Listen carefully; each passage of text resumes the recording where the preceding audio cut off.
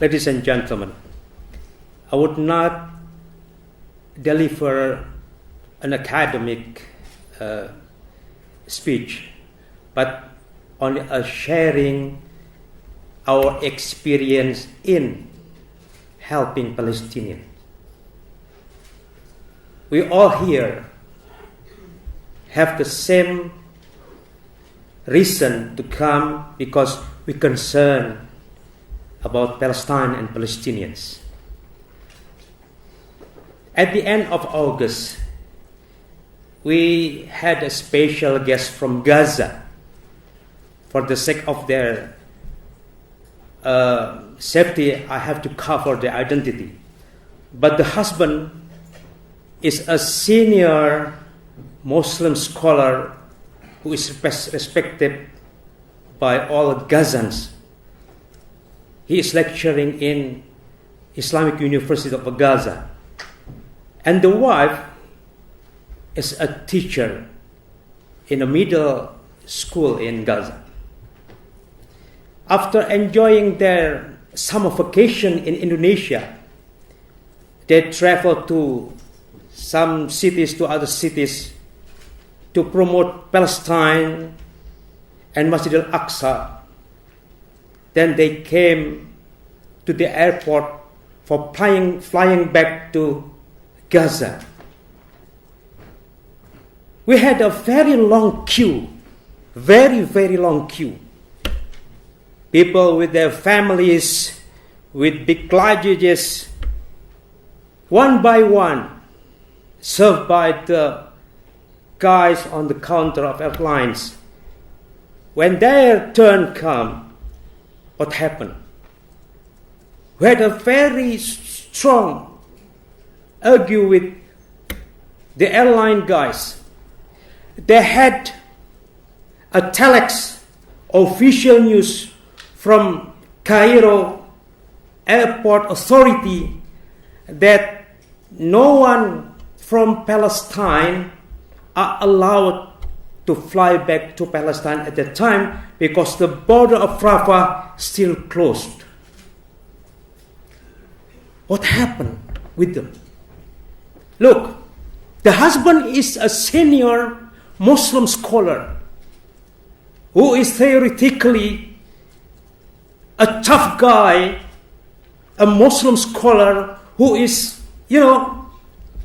used to be patient with all tests of his life. But at that time, even he said, no problem. But his face was upset. You may say, it's okay with you, but your emotion tells the truth. At that time, I saw something, and their selves are weakened, even die. Since that day, they came back to our house. They lost the appetite even to communicate.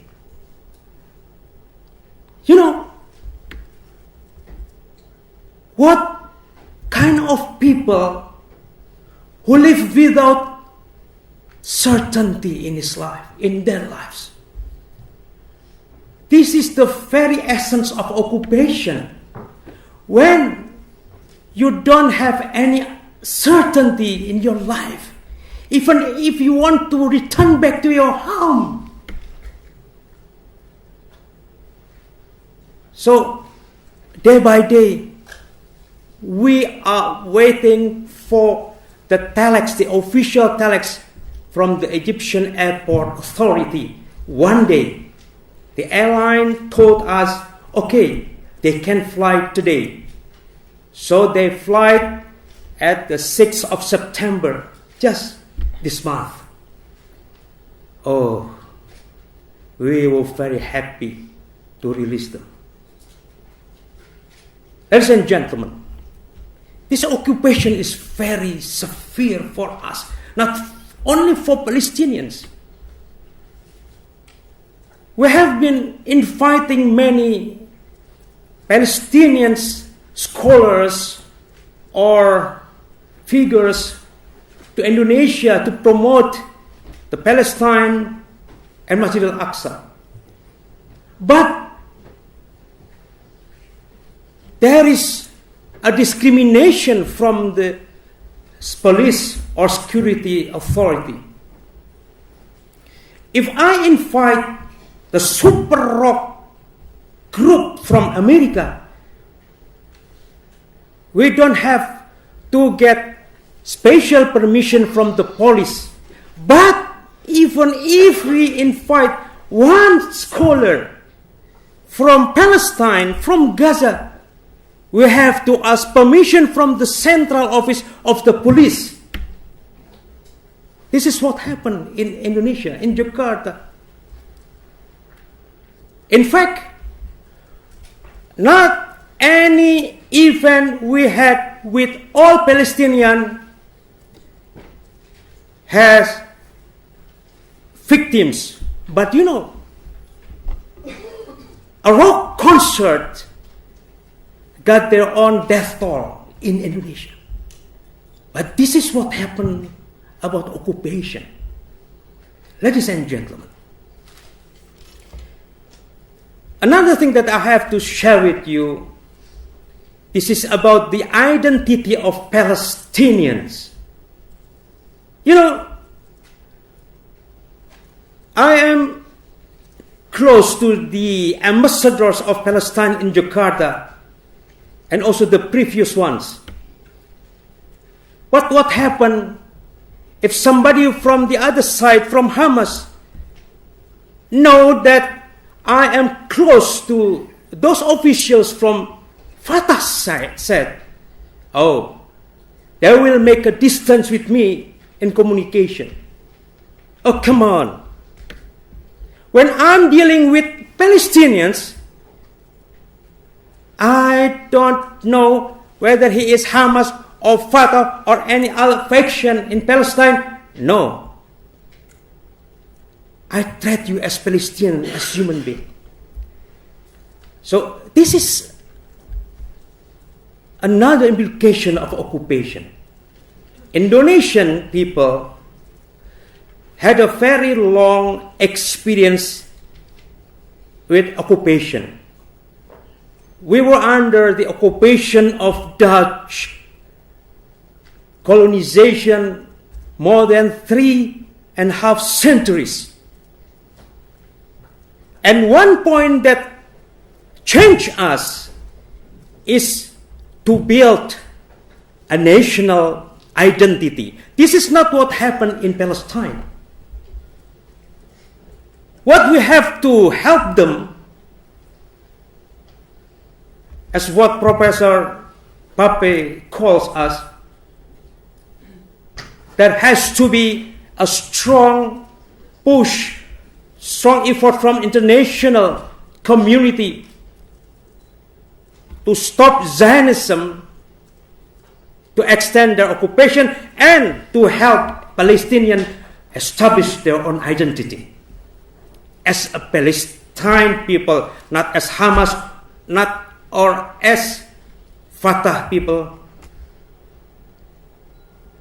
So, ladies and gentlemen, as a closing,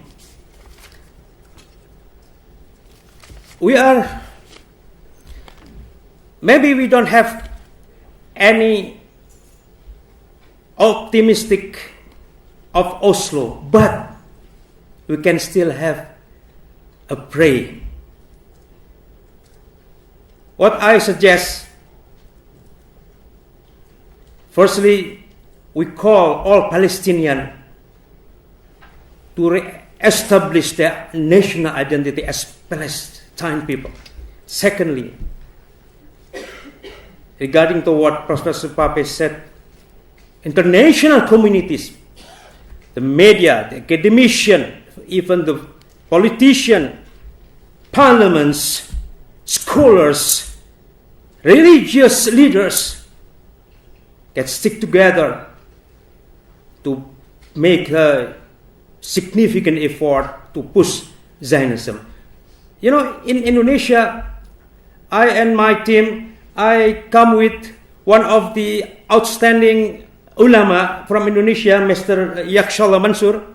he is an outstanding ulama in Indonesia.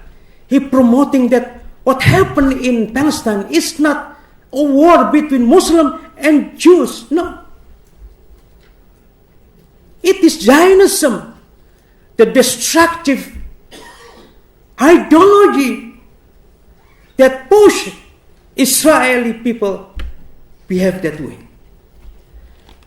And lastly, I would like to call all people who has hope and religion to pray for Palestine and Palestinian people to immediately get independence. Thank you very much for your concern.